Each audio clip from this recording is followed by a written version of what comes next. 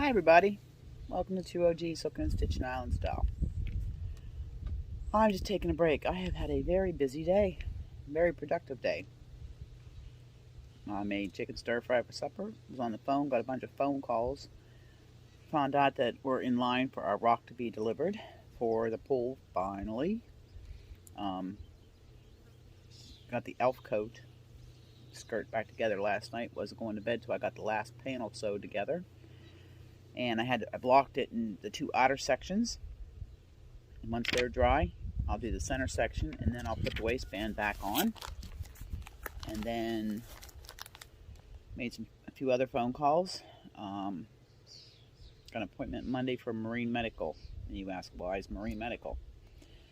Hubby wants me to get my marine medical and my MED 1 and 2 so I can fill in now and then on the ferry for deckhand. So what the heck, so I'm gonna do it. So I'm just sitting out here in the deck, just taking a break. I was in the craft room there, finishing up the last, I think, 8 rows on the hood on the elf coat. Sew it together to the top piece, block that, attach it. Once the skirt's all blocked, I'll attach the top of the bodice to the skirt, and all I have left to do is the double link crochet border around the front and the buttonholes. I have toggle buttons for the front, and then do a double link crochet strips in the back for the corset lacing. It's done.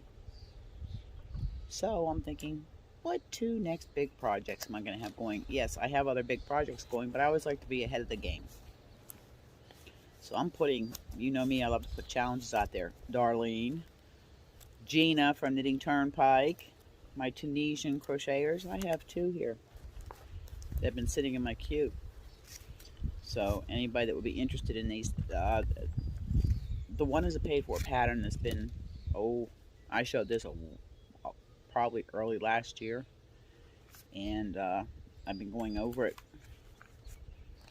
It's a knitting pattern, it's a shawl, and it's an interesting construction, and it's a challenge. Definitely outside somebody's comfort zone. Definitely outside my comfort zone.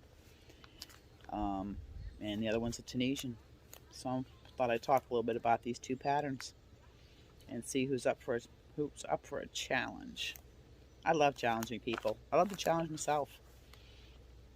And I just thought I'll introduce these patterns today, and we can have a little discussion in the comment section and in the Facebook group about these patterns. Who's up for it? Who's up for a challenge? The first one is by Knitantics. It's a shawl pattern. It's called the Wyvern. It's a dragon. Into dragons. Yes, that's just part of the pattern. Now she does her patterns by charts mostly, but this pattern here she uses fiddle, stitch fiddle to do her patterns with. But she did come up with a written version, written instructions for the pattern. And don't let the written instructions scare you. Use them in conjunction with the charts. I'm not really good myself at charts. I'll use them both together, and it's going to be a slow go. This is probably like one of those things that's going to take a year to do, but it's a challenge. It's a very big challenge. That is the shawl, and there's a whole story that she has with the shawl. She has it in sections. The chart work, like the first section, you have your setup section for the neck and the back edge. And she uses twisted stitches, and of course I've already started making notes where you have to slip the first and last stitch on the right side, and you just forget about those 2 stitches. You don't do anything with them other than slip them. And the first 6 rows are your setup rows. And the reason you do these setup rows and twist your stitches is it gives a depth to your ribbing rather than using cable needles and everything else.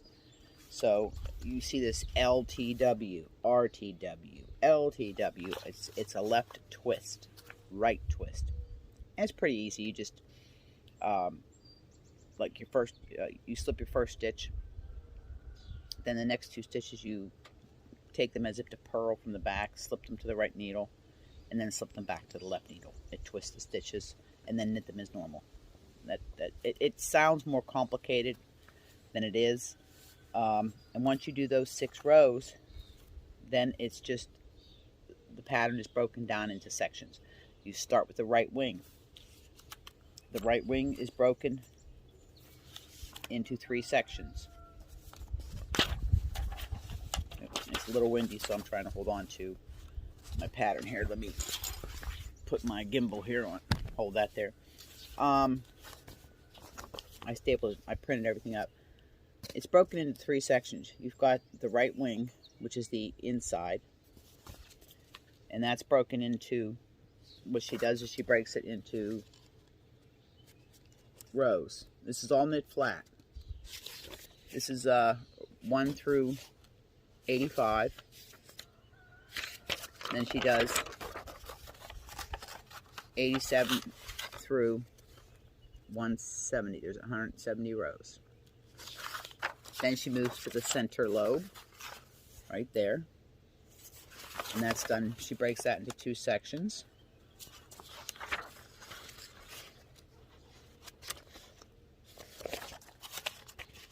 And then she has the outer lobe, which is broken into 2 sections. But then she also gives you the full chart of the wing, but it's broken into each section. You repeat this here 6 times for the wing. And then once that's done, she'll tell you, you know, you move on. How did she say you do this? You do the right wing, and then you would move into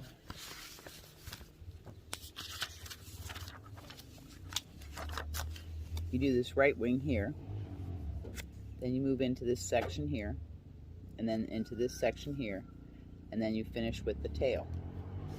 So she has it broke down pretty good in how she has the pattern written. So the pattern's $7 US.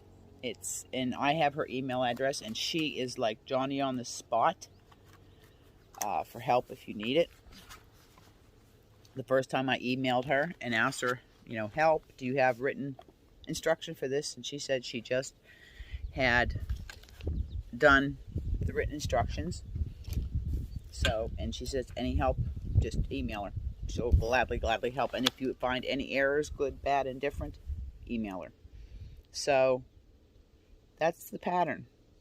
Gina from the Knitting Turnpike, you're such a beautiful shawl knitter. I'm wondering if that's something you might be interested in. That's one of the shawl patterns that's on my bucket list that in the next coming year I plan on working on. The yarn I had ordered for it was a red gradient, and I thought, how perfect for a fire-breathing dragon. And I will tell you, 50% of the pattern, what you pay for this pattern, goes to help out Australia from the wildfires that they had.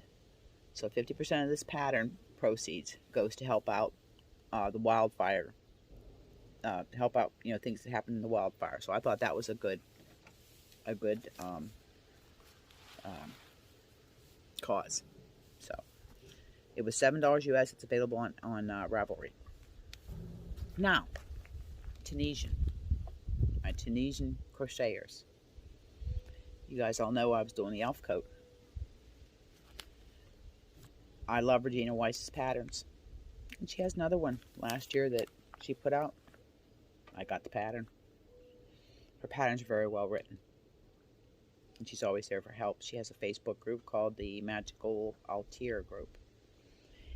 And I'm going to be doing this coat. The Priestess Coat. This has got faux fur. This is done in I'm doing mine, it's done in shawl in the ball. If that's what you choose, that's what she used. I'm doing mine in Community Coral. Or no, Calming Desert. And I'm using Red Panda faux fur. And this is done in Simple Stitch, I believe, and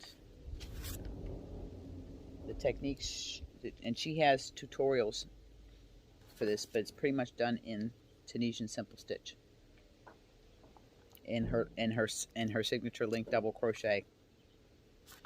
So that is the coat, and that's the challenge I'm issuing. If anybody would like to come along this journey with me, you can do. I mean, there's a couple other patterns I have. I have a shawl pattern that's actually going to be my first attempt at doing beadwork. The first time I did the pattern, I didn't do the beadwork, but I'm going to redo it. I had sent Gina from the Knitting Turnpike, and it's the Airbender by Lindsay Luchuk from Knit Eco Chick Designs. Another one of my favorite designers. Her knitting is just stunning. I mean, I've tested for her quite a few times. And her Airbender shawl I tested it. And I didn't do the drop stitches, nor did I do the beading on it.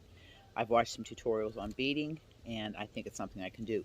Now, beading in the knitting is a whole lot easier than beading in crochet. I don't know why I was so afraid of doing it, because it's fairly simple. And I have some pretty beads to use. I'm even thinking of doing maybe some beading on the edging of this dragon shawl, because I got some real pretty blood red beads. So we'll see. But I thought I'd just put a quick video out while I was sitting out here looking at my flowers coming up, my sunflowers and my lavender and my sweet peas and all my wildflowers coming up.